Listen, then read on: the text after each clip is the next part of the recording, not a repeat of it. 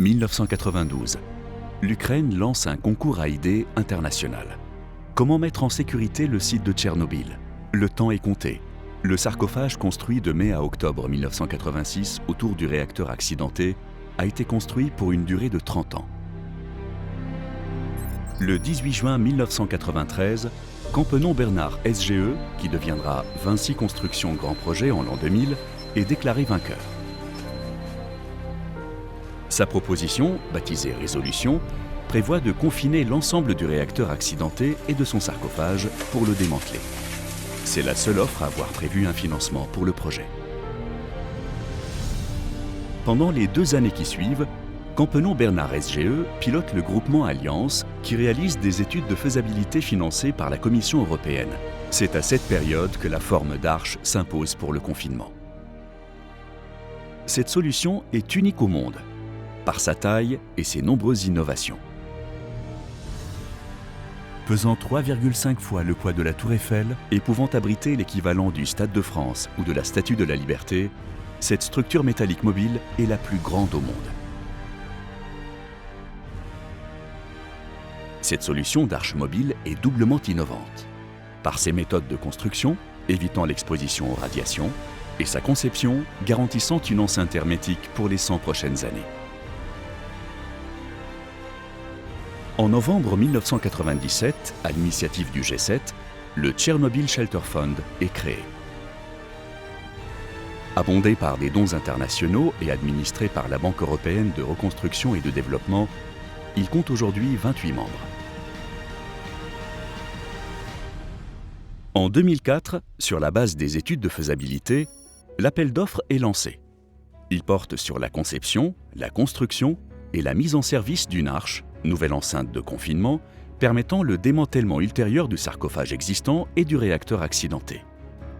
Pour répondre à ce défi, le groupement Novarka est créé, composé de 2 leaders français de la construction, Vinci Construction Grand Projet, mandataire du groupement, et Bouygues Travaux Publics. Après 3 ans de compétition, Novarka est déclaré vainqueur et le contrat est finalement signé le 17 septembre 2007 à Kiev.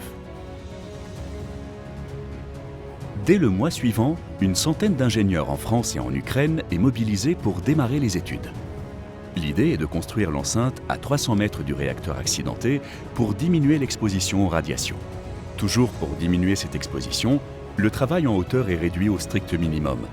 L'arche sera assemblée à terre, levée en plusieurs parties, puis assemblée et équipée pour le démantèlement sur son aire de montage avant d'être poussée jusqu'à son emplacement final.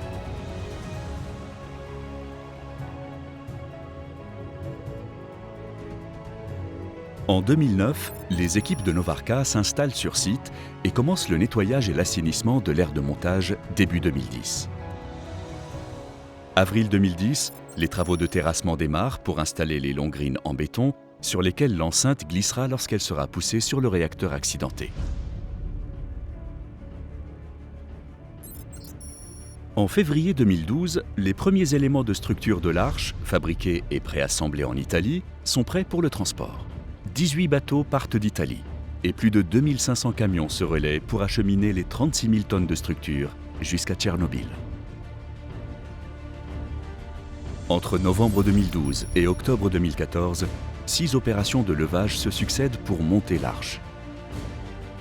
En avril 2014 commencent également les travaux de construction des bâtiments techniques qui serviront à piloter à distance les équipements de l'arche pour le démantèlement après livraison de l'ouvrage. En juin 2015, les installations électriques et de ventilation démarrent.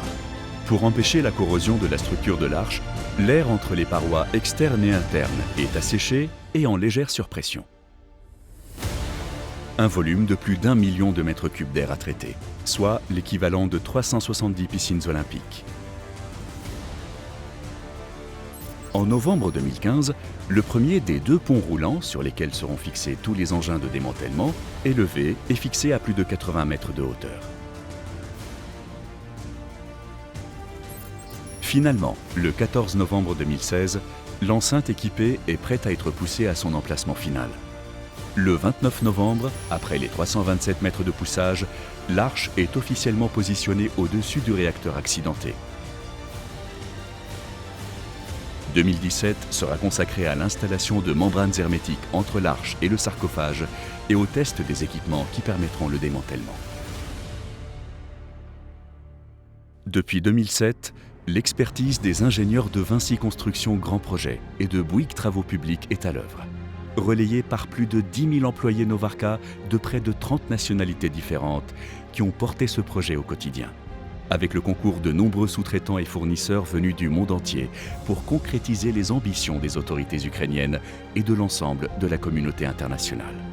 Pour sécuriser Tchernobyl, les équipes de Novarca ont fait preuve d'imagination et d'innovation, car rien ne pouvait se construire ici comme sur un chantier classique. Organisation, ténacité, générosité caractérisent également leur travail. Tout au long du projet, elles ont été soutenues par la Banque européenne de reconstruction et de développement. Elle a su fédérer en permanence les pays donateurs pour assurer le financement de ce projet hors norme et piloter son financement inédit. Également soutenu par le client Chernobyl Nuclear Power Plant et le Project Manager Unit Bechtel. La mise en place de l'arche à son emplacement final est aujourd'hui une réussite, partagée par tous.